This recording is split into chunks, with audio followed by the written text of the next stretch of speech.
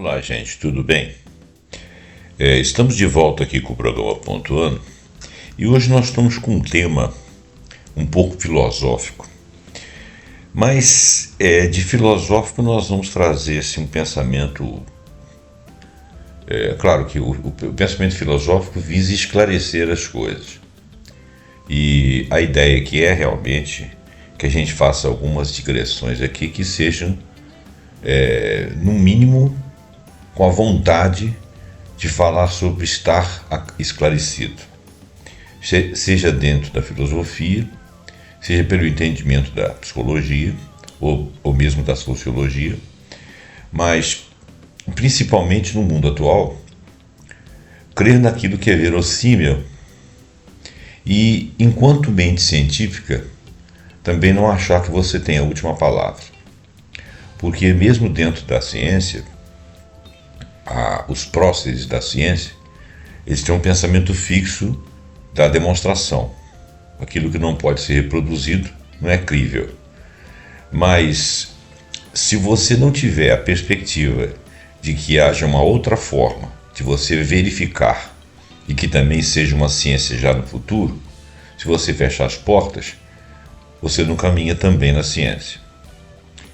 E nós já tivemos a oportunidade de falar de vários itens aqui. Hoje em dia nós temos um problema, que acho que sempre houve esse problema, é que hoje a divulgação é muito rápida e o que é pior, ela não dá tempo de você pensar. Eu costumo dizer, não com a pretensão de estar certo, mas é um pensamento meu, que nós não temos a internet, nós vivemos na internet. O fato de nós estarmos plugados nos faz caminhar com aceleração nos pensamentos, nos leads, nas coisas que passam pela nossa cabeça, pelas nossas vistas, melhor dizendo, na internet, nos computadores, em todos os lugares, né?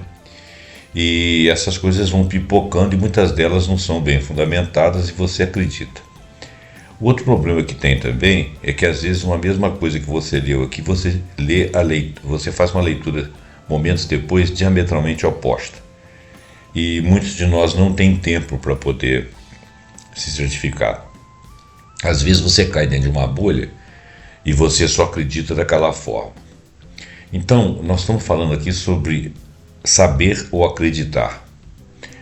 Nós estamos falando de saber daquilo que se tornou uma concepção real, demonstrável e factível e razoável, pelo menos por enquanto, vamos dizer assim, em tese, e o acreditar no sentido da fé, no sentido da crença propriamente dita, ou mesmo da crença fanática dentro de uma bolha, ou sendo enganado e achando que tem razões para acreditar que a vida seja, o mundo seja daquela forma. Nós estamos falando disso aí, nós estamos falando de um mundo que eles estão chamando aí de pós-verdade, em que as coisas são ditas de tal forma que alguns acreditam e outros não acreditam de forma alguma. E nenhum dos dois eventualmente demonstra o que crê e o que não crê. Então fica uma coisa meio de bolha. A gente vai falar um pouco sobre isso aí, elegendo alguns pensadores e fazendo algumas digressões. Você faça, por favor, deixe seu like, faça seu comentário é importante. Compartilha esse vídeo e podcast para que a gente possa ter mais pessoas acessando e raciocinando com a gente. A fundamentação do meu canal, que eu peço que você assine, é trazer sempre ciência, dados dentro da ciência, dados dentro dos pensadores, discutir teses, discutir temas. É um canal de cultura, um pouco de filosofia.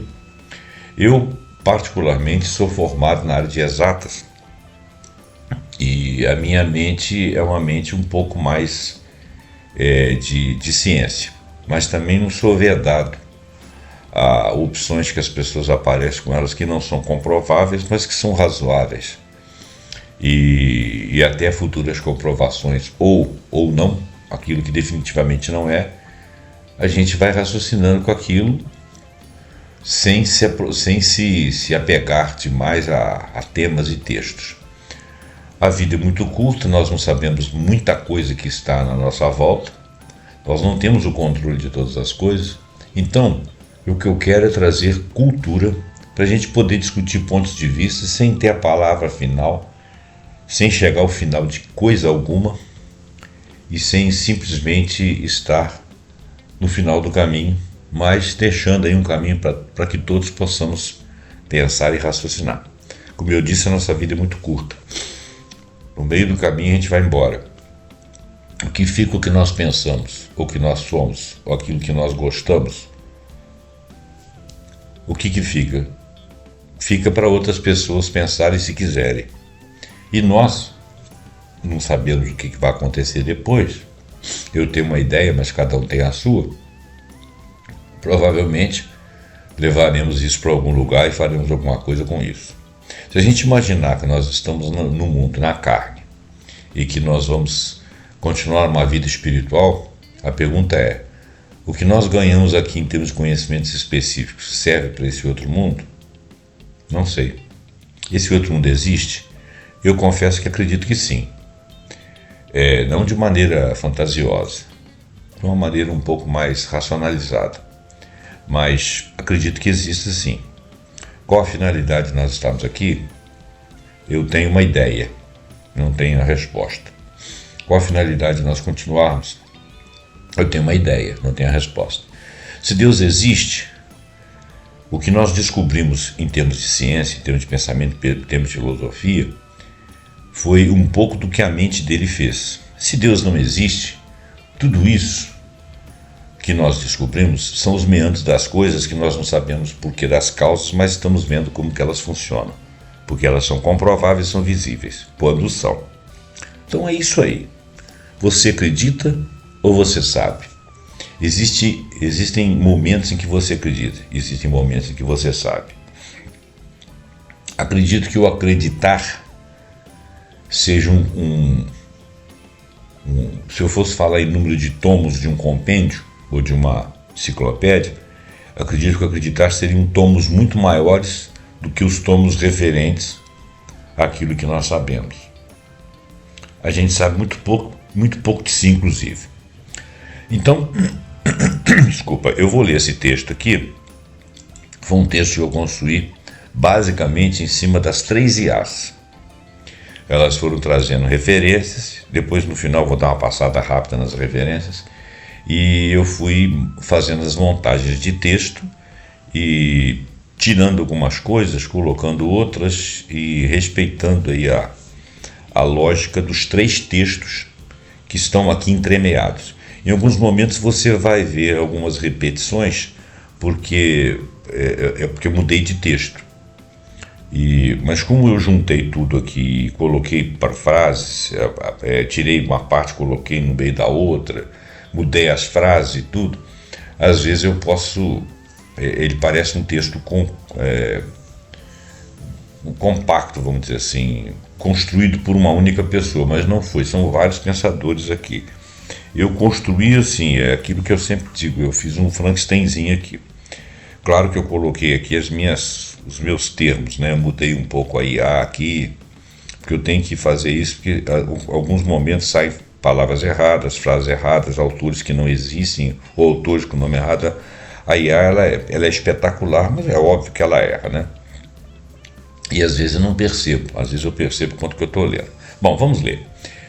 A vida é uma dança constante entre o que sabemos e o que acreditamos. Conhecemos o nascer do sol, mas muitos de nós acreditamos em um propósito maior atrás dele. Sim, essa dicotomia entre a certeza do conhecimento e a força da crença permeia a experiência humana e é central para a nossa compreensão do mundo. Mas onde termina a crença e começa a saber?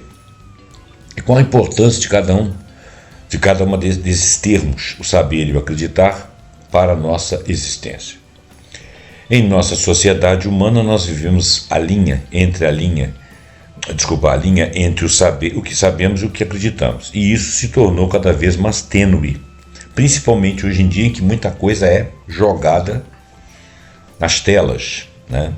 No cotidiano, nós agimos como base em inúmeras crenças.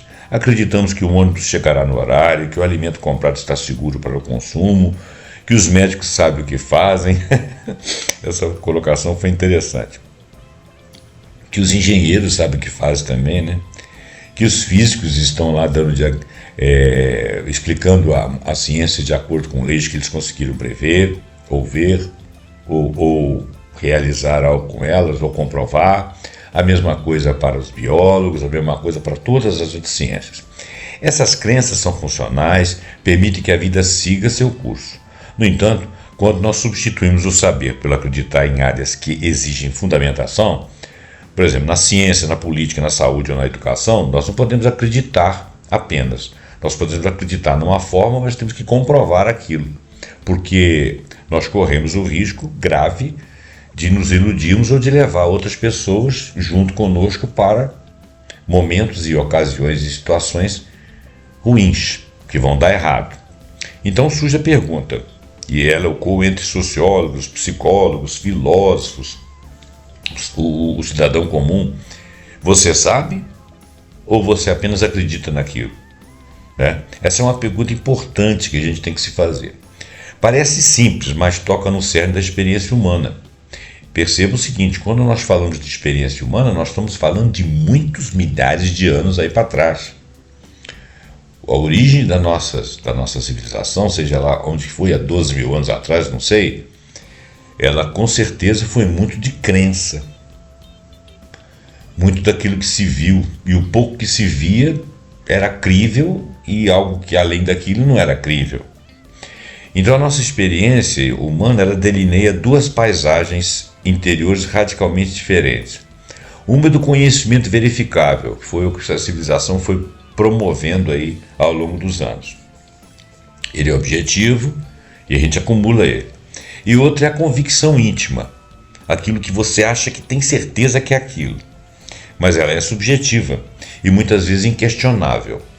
Existe uma coisa chamada intersubjetividade que é muito interessante. Existe a subjetividade de maneira prática, existe a subjetividade de maneira, vamos dizer assim, mais de consenso, mas que não é baseado numa realidade prática. Vou falar da intersubjetividade prática.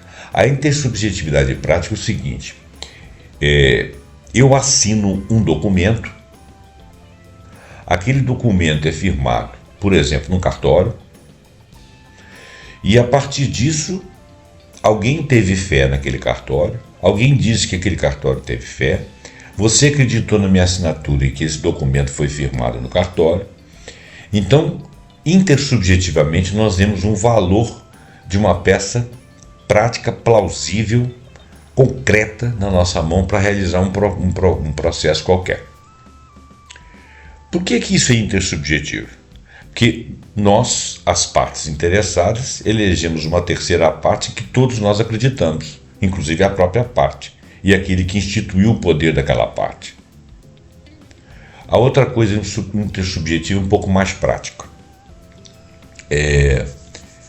Eu creio que uma nota de R$50 é capaz de pagar algo, porque ela é firmada pelo Banco Central, ela é carimbada, ela é feita no papel especial, e ela não sendo falsificada, ela tendo aquela origem, todos nós acreditamos que ela tem o valor de R$50.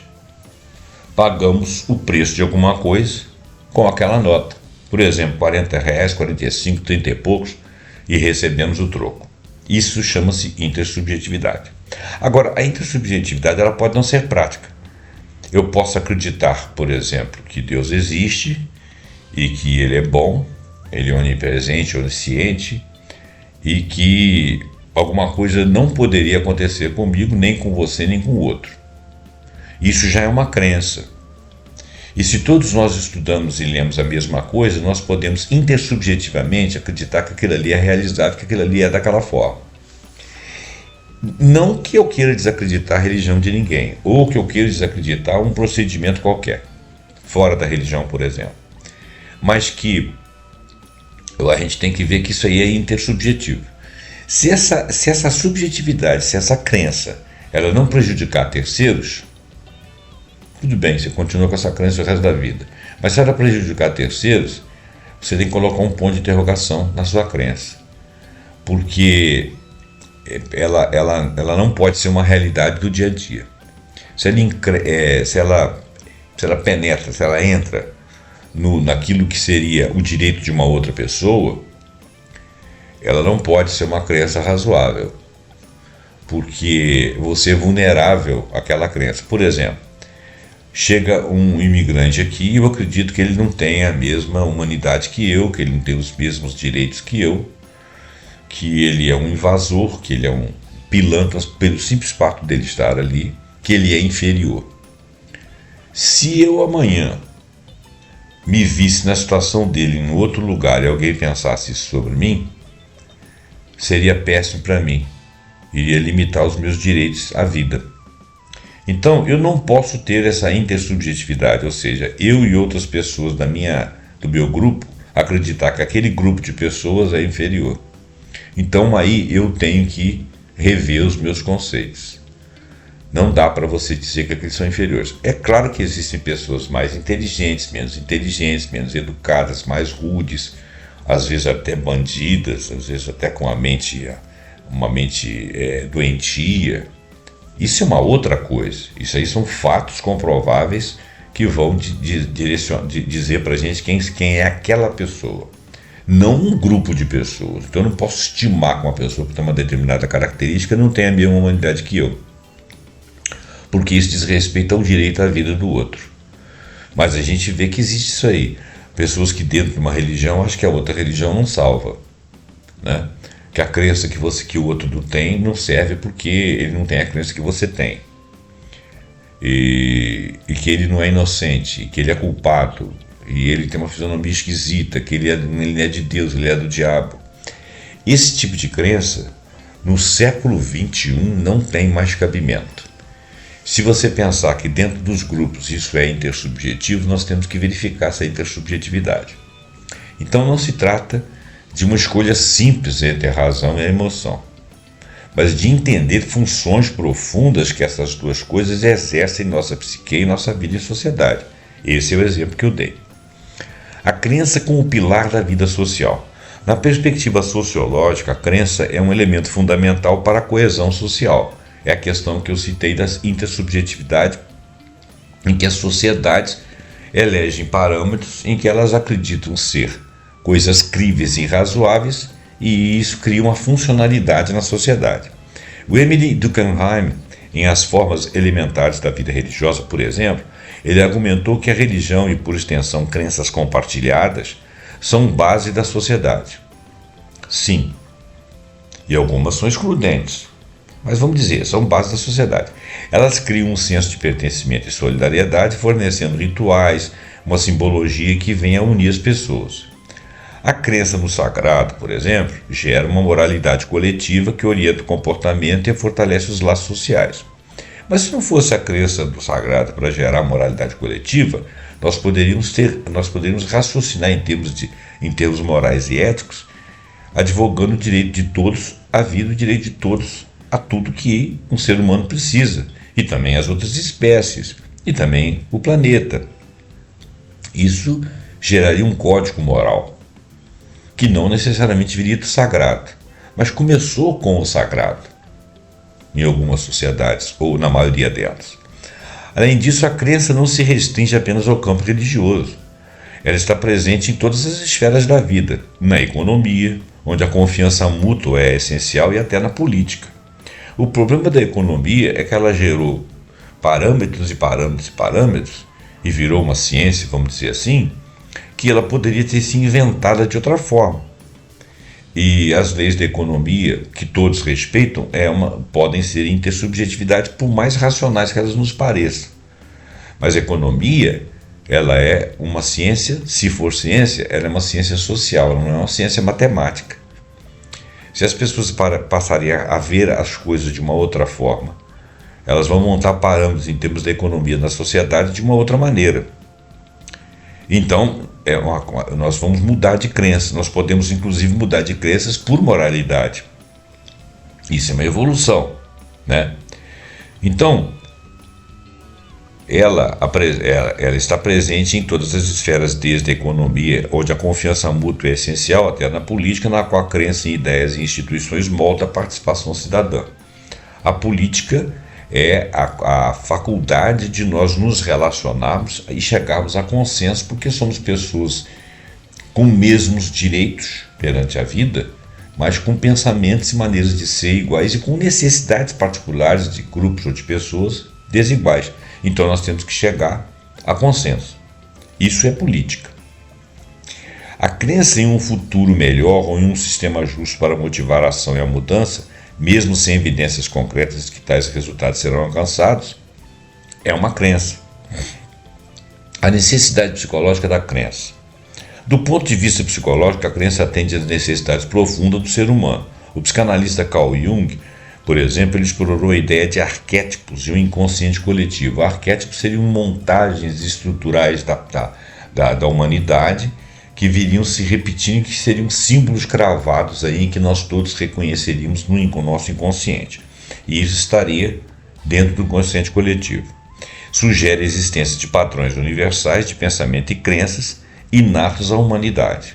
Isso foi uma pesquisa do Jung e uma forma que ele arquitetou de falar de coisas que ele percebia pelas análises dele e pelas análises de outros.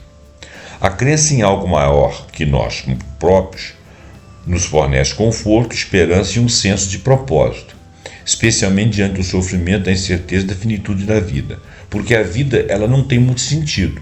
Você está aqui para comer, você nasceu, você vai evoluindo, você vai envelhecendo, você tem um ápice, depois você tem um decréscimo, você vai perdendo coisas, você perde amigos, pessoas morrem à sua volta, um cara toma um tiro e morre, você fica sabendo da morte de pessoas, de crianças, de massacres, de doenças incríveis, mas de alegrias e felicidades e sortes inimagináveis que você não participa delas.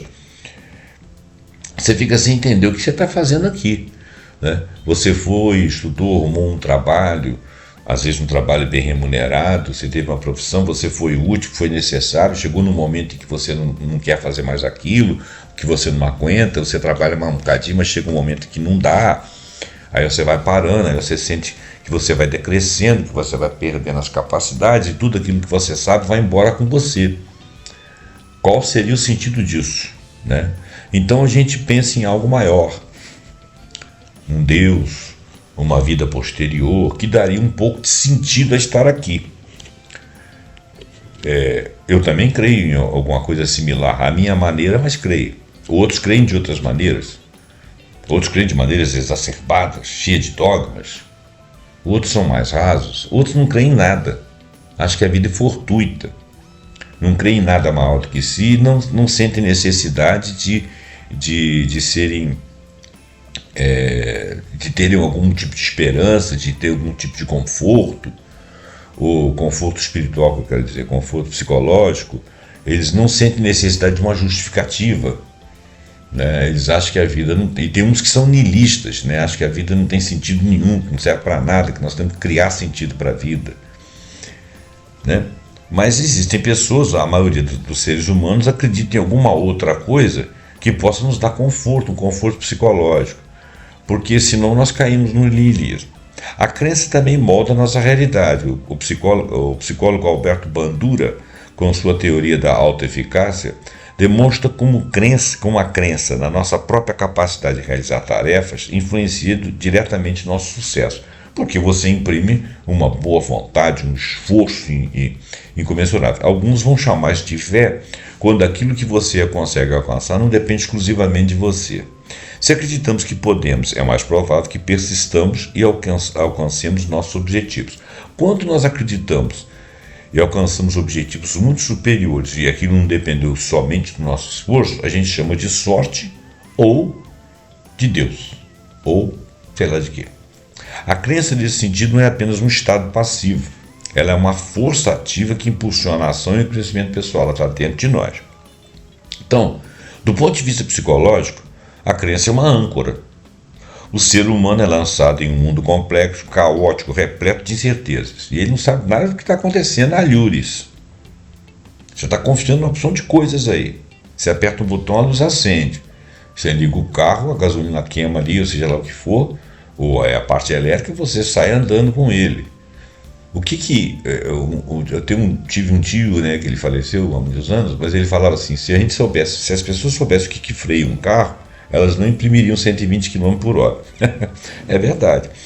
Para navegar por esta realidade, nós precisamos de estruturas que ofereçam sentido, propósito e consolo. A crença, seja religiosa, teológica ou mesmo na forma do otimismo, atende a uma necessidade fundamental. O psicólogo austríaco Viktor Frankl, sobrevivente dos campos de concentração nazista, fundou aquilo que ele chamou de logoterapia, uma escola de psicoterapia que busca o sentido da vida como uma força motriz primária do ser humano. Para Viktor Frankl, a cúpula da liberdade humana reside na capacidade de escolher sua atitude perante qualquer circunstância. Muitas vezes essa atitude é sustentada por uma crença no futuro, no significado do sofrimento, em algo ou alguém maior. Ele estava lá submetido àquela penúria, mas ele acreditava que aquilo ia passar, né? Ele escreveu livros aí, o ideal seria ler, né? Como que ele ganhou força, né, para continuar. Muitas vezes essa atitude é sustentada por uma crença no futuro, no significado do sofrimento ou em algo ou alguém maior. A crença nesse sentido não é uma fuga da realidade. Ela é um mecanismo de resiliência que permite o homem suportar o que parece insuportável. Então essa é uma outra forma de ver a crença. Essa crença, por exemplo, que ela poderia ser chamada de fé, mesmo que não seja fé religiosa, é algo que te mantém ali resiliente. Você verga, mas você não quebra, porque de repente você chega lá na frente e consegue sair disso. Ele viu várias pessoas fenecerem ao lado dele e ele ainda não tinha chegado nesse momento. Ele conseguiu passar por isso. Será que ele conseguiu passar por causa dessa crença, ou ele manteve essa crença e por sorte conseguiu passar e chegou do outro lado minimamente psicologicamente estável, apesar de ter passado por aquilo? Então acho que essa crença manteve ele minimamente estável. Claro que ele poderia ter fenecido fisicamente, alguém poderia tê-lo matado, a fome poderia tê-lo matado, os maus tratos poderiam tê-lo matado, mas não o mataram. E ele teve a crença, e ele não feneceu psicologicamente, ele não se entregou por essa força, por essa crença. Então, a crença nesse sentido não é fuga da realidade, ela é um mecanismo de resiliência. Ela responde ao porquê viver, ainda que circunstancialmente, uma pergunta que a ciência é focada no como, e ela não pode responder, porque você não sabe como viver, como fazer, o sentido de tudo isso. Mas se você achar que tem um sentido que você ainda não descobriu e correr atrás, você persiste, ele te dá resiliência, mesmo que tudo em volta esteja horrível. Da mesma forma, a psicologia social mostra que as crenças são fundamentadas para a formação de identidade, para a coesão grupal, questões de sociedade. Aderir a um conjunto de crenças nos conecta a uma tribo, nos dá senso de pertencimento e proteção. E aí nós corremos um certo risco, porque dependendo do número do grupo de pessoas que você for pertencente, você pode começar a acreditar em coisas que não valem a pena. Por isso que é importante a gente ter um pensamento próprio, embora você possa achar que pertence a um grupo. Na psicologia, a crença é vista como um mecanismo fundamental de organização de experiência. O Aaron T. Beck, criador da terapia cognitiva, ele diz que todos nós operamos a partir de um sistema de crenças que influencia como percebemos o mundo. Sim, simplesmente o fato de você estar aqui, vivo, acordado, observando as coisas, você cria um sistema de percepções em que você acredita em coisas, né? Você não fica testando todas as coisas para ver o que acontece. Você acredita que aquilo ali é aquilo ali, aquilo lá é aquilo lá, e assim sucessivamente. Essas crenças, elas podem ser realistas, mas elas podem ser distorcidas também, e têm profundo impacto sobre o nosso comportamento e bem-estar. A necessidade de acreditar está enraizada na busca humana por segurança emocional. O psicanalista Erik Erikson disse: o desenvolvimento da confiança básica na infância é o fundamento da crença. Primeiro nos cuidadores, né, de quem está nos cuidando, pai, mãe, tia, avô, os que vieram antes de nós, que cuidam de nós, que nos olham, professores. Depois nas instituições, quer dizer, uma crença intersubjetiva na sua igreja, no instituto que você trabalha, na política, nos ministérios. Você tem crença de que essas coisas funcionam. nas ideias que algumas pessoas professam e que você acredita ou que você desenvolve junto com outros, e até no próprio destino, você acreditar que você tem o destino de chegar a algum lugar. A crença, portanto, é uma ponte entre a incerteza e uma estabilidade psíquica, é o caso lá do Frank. Ele tinha uma crença de que alguma coisa deveria justificar aquilo, e aquilo manteve ele resiliente. E ele teve uma estabilidade psíquica para não chegar lá doido, apesar de ter visto toda aquela loucura. Por outro lado, o Leon Festinger, um psicólogo, propôs a teoria da dissonância cognitiva. E isso é complicado, mostrando que os indivíduos tendem a evitar informações que venham a contradizer suas crenças. E é o caso do pessoal que mantém-se numa bolha, embora todas as provas mostrem para ele que aquilo ali não é daquela forma, ele se fecha, se mantém na bolha e deixa de ver. Ele coloca uma dissonância, ele se separa, ele separa aquele pensamento para ele continuar acreditando naquilo que ele quer, mesmo diante de evidências claras. Isso explica, por exemplo, o negacionismo científico, a adesão a teorias de conspiração. Nesse caso, crer é mais fácil e menos doloroso, porque ele quer crer daquela forma, do que rever, do que raciocinar diante daquilo que ele achava saber. E se você tentar explicar essas pessoas com argumentos, ela não permite que você continue. Você mexe com a psique dela. Ela está sob dissonância cognitiva. Ela não quer saber, ela pula para longe de você. A sociologia do saber e da crença. Do ponto de vista sociológico, a crença não é apenas individual.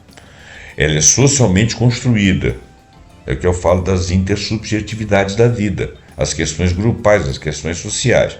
Para Peter Berger e Thomas Luckmann, no clássico A Construção Social da Realidade, eles dois mostram como nossas percepções do mundo são moldadas pelas instituições, pelas tradições e pela linguagem.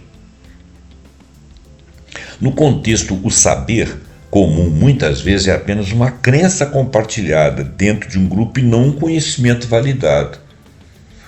O senso comum do saber é uma crença. Pode até não ser prejudicial, mas é uma crença. E não é um conhecimento validado. De repente não faz diferença, mas pode fazer. O que se supõe que é sabido e que é o saber pode ser algo equivocado numa sociedade de pessoas mais ignorantes.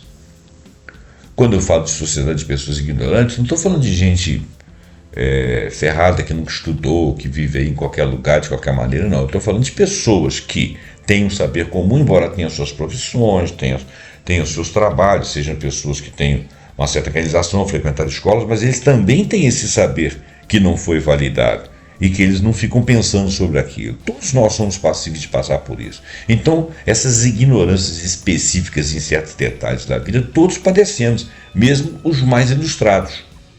Às vezes você fala assim, pô, mas você é um médico, você é um engenheiro, você é um advogado, você é um construtor, você é um isso, um aquilo, outro, um título qualquer que ele tenha na vida daquilo que ele realiza, e pensa isso, e de repente ele próprio, aquele que pensa isso, descobre que aqui isso aí não tem nada a ver. Mas tem coisas que nós não sabemos. O fato de você saber uma meia dúzia de coisas e ter até um grau por aqui não significa que você saiba raciocinar sobre outras. Então a gente tem que tomar muito cuidado com esse senso, né? Porque alguns desses sensos são sensos comuns, embora os incomuns, especificamente das suas funções, eles te dêem uma sensação de inteligência, mas você pode ser ignorante em outras coisas. Eu posso estar falando isso e ser ignorante em muitas coisas. Estou aqui falando. A distinção entre saber e acreditar, portanto, também revela relações de poder. Michel Foucault, em Arqueologia do Saber, ele argumenta que o conhecimento não é neutro, mas atravessado por disputas da verdade. O que é considerado sabido, entre aspas, em uma época, pode ser deslegitimado em outra época. Assim, o conhecimento é sempre uma construção histórica e política, não uma essência pura. Porque tem muita gente que prefere seguir uma liderança que tem uma determinada crença e discutir a crença daquela liderança, seja política, seja econômica, seja religiosa. Discutir é como se você deslegitimasse aquele poder, né? Então, algumas crenças, algumas ideologias, algumas pessoas se atêm a essa ideologia e não gostam de serem questionados ou ter aquela liderança questionada, porque aquilo lhe empresta um poder, aquela liderança que resvala, repercute nele mesmo. Então a crença pode ser uma estrutura de poder, né? O saber e o acreditar. Mas isso não significa cair no relativismo absoluto, porque nem tudo é relativo, né? O conhecimento, a ideologia de uma pessoa pode não ser relativa, ela pode estar fundamentada. E você, por saber disso, apoia aquela liderança, fazendo coro com ela, porque você quer evoluir para algum lado melhor. Isso também existe, então não vamos relativizar tudo. Mas, ao contrário, reconhecer o caráter social do saber nos impele a buscar critérios mais rigorosos para distinguir conhecimento fundamentado de simples opinião. O que mais existe é simples opinião. Michel Foucault, para ele, essa vigilância crítica é fundamental para não sermos manipulados por discursos travestidos de verdade, porque tem gente que organiza o estudo o discurso de uma tal maneira que tudo aquilo parece líquido e certo. É como se eu estivesse editando um vídeo, pegando um contexto diferente, formando um contexto que não é necessariamente verdadeiro, né? E a gente tem que ter vigilância crítica, você tem que perceber se aquilo ali tem realmente uma condução de raciocínio que obedeça uma lógica comprovável, porque tem coisas que parecem lógicas, mas se você for penetrar na ciência da coisa, elas não são lógicas, elas são senso comum. A ciência por trás daquela ideia ali, daquela crença, é uma ciência falha. E que se você eleger a ciência de comprovação verdadeira em um raciocínio crítico, você pode chegar aos parâmetros adequados que definem aquela ciência e que não é de acordo com a sua crença. Então você vai mudar de pensamento se você for uma pessoa aberta. A importância sociológica do saber. Enquanto crença organiza o mundo interior e os grupos, o saber, particularmente conhecimento científico e crítico, organiza a sociedade e a torna funcional. A sociologia, desde os seus primórdios, investiga como o conhecimento é construído, legitimado e usado como instrumento de poder e de ordem. Emile Durkheim, um dos pais da sociologia, viu o conhecimento e os fatos sociais como coisas que existem independentemente da vontade individual e que exercem coerção sobre os membros de uma sociedade. Coisas. Para Durkheim, o saber coletivo, expresso nas normas, leis e instituições, é o que mantém a coesão social e pode impelir ao caos, o que ele chamou de anomia. Você está sem força, você está passivo, anomia. O saber aqui é um conhecimento partilhado e objetivo sobre como a sociedade deve funcionar. O Karl Marx analisou como o conhecimento ou a falta dele pode ser usado como ferramenta de dominação. Sim, aqueles que têm mais conhecimento, ou que têm titularidade, ou que pretensamente têm mais conhecimento, ou que têm maior capacidade de fala, ele pode, ou que organiza e tem um conhecimento e por isso ele é mais sabido, ele consegue mais coisas a favor dele, ele costuma regular os fatos e criar condicionantes para a sociedade para manter o poder. A ideologia para Marx é um sistema de crenças falsas que mascara a realidade das relações de exploração, fazendo com que elas pareçam naturais e inevitáveis. Cuidado, porque essa ideologia aqui ela pode ser a própria ideologia daqueles que creem no sistema econômico de funcionamento social do próprio Marx. Então, essa ideologia que ele está se referindo aqui é a ideologia criada por alguém de poder. Quando você vê, por exemplo, alguém que estaria discutindo, um marxista estaria discutindo uma forma de realização social que melhorasse a situação de todas as pessoas, isso não é propriamente uma ideologia. O que o Marx queria deixar era um conhecimento em que você realizasse algo a favor de alguém. Então, a ideologia ela pode inclusive cristalizar conhecimentos que até prejudicam o próprio grupo que está procurando soluções. E isso pode acontecer inclusive dentro do próprio marxismo.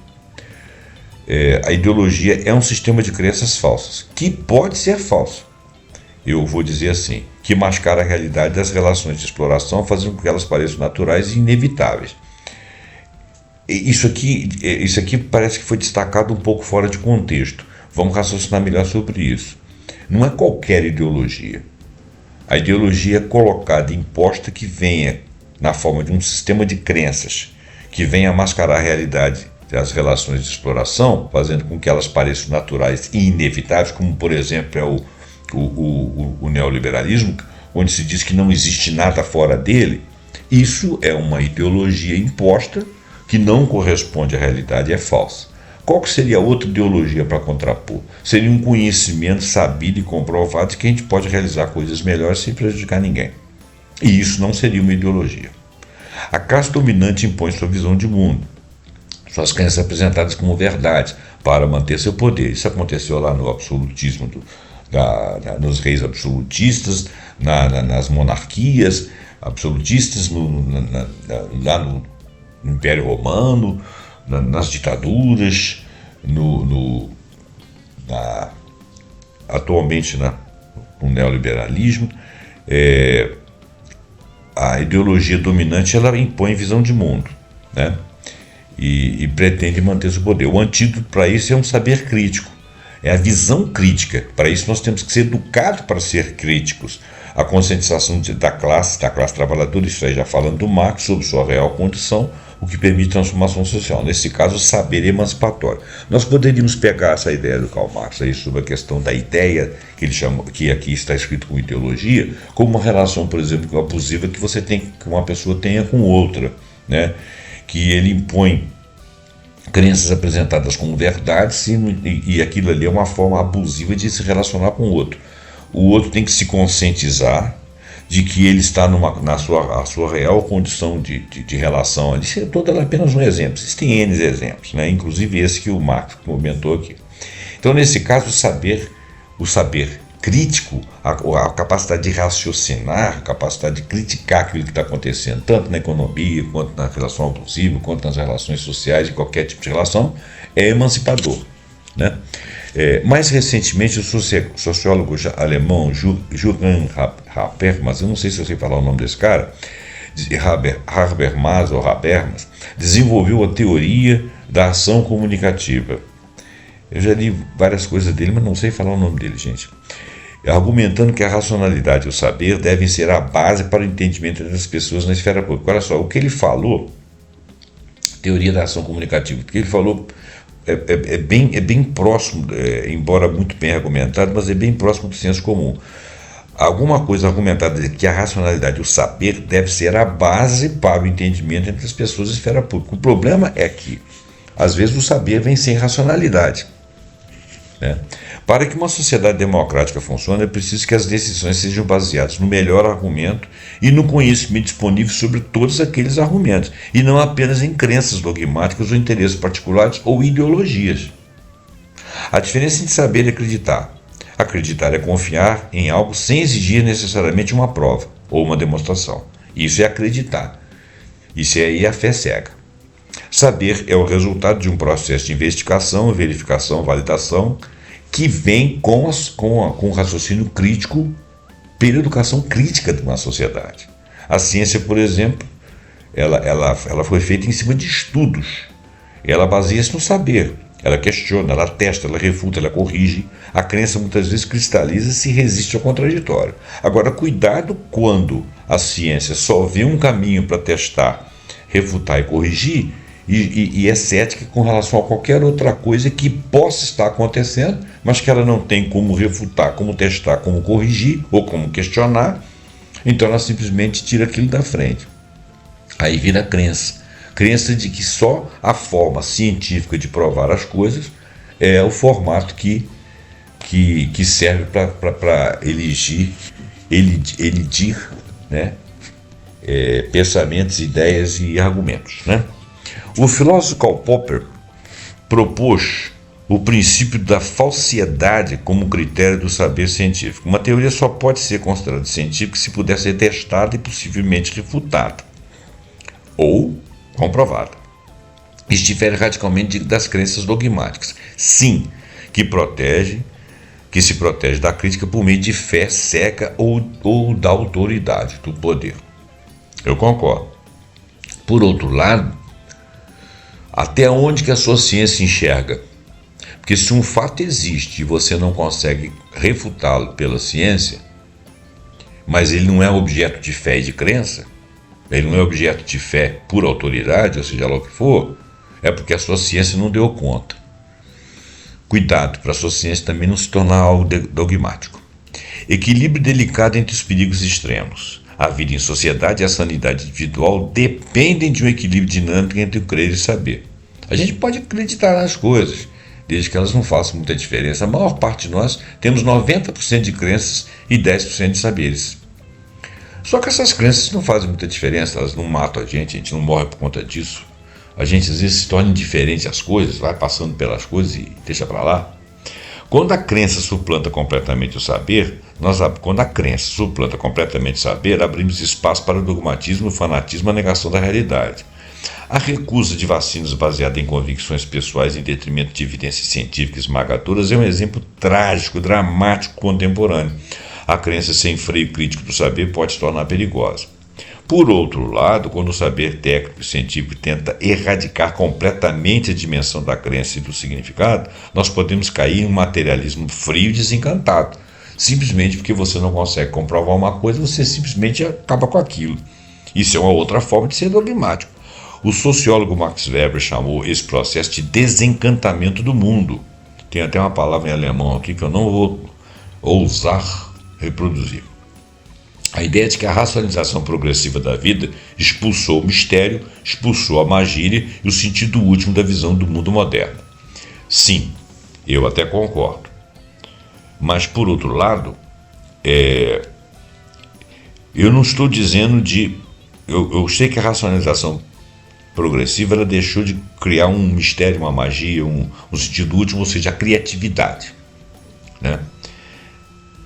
O mistério e a magia... Eu não concordo, não acredito, mas a criatividade sim. Você não pode ter uma racionalização tão definitiva que tudo tem que passar pela razão. Você tem que eleger emoções. As emoções nos ajudam a pensar, não é só a razão, né?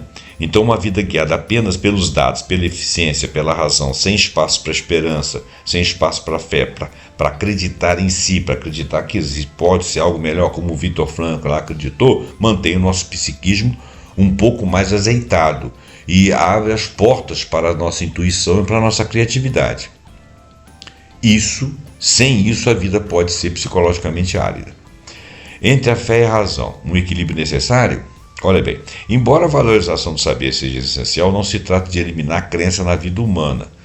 O Zygmunt Bauman, por exemplo, ele fala na modernidade líquida que na modernidade líquida nós estamos imersos, mergulhados em uma constante incerteza. E em um mundo onde tudo é provisório, a crença pode ser um refúgio existencial. O desafio, então, está em discernir em que momentos a crença é legítima e quando ela se torna obstáculo ao saber. A confiança nas instituições, por exemplo, é uma forma de crença necessária para o funcionamento da vida social, mas elas têm que ser críveis também. No entanto, quando essa confiança não é acompanhada de transparência, crítica e educação, ela se degrada em obediência cega. E não deveria se degradar em obediência cega, porque nós teríamos que eleger a crítica, a transparência e a educação. A importância do saber e o risco da crença sem base. O saber é a busca por evidências, fatos e comprovações.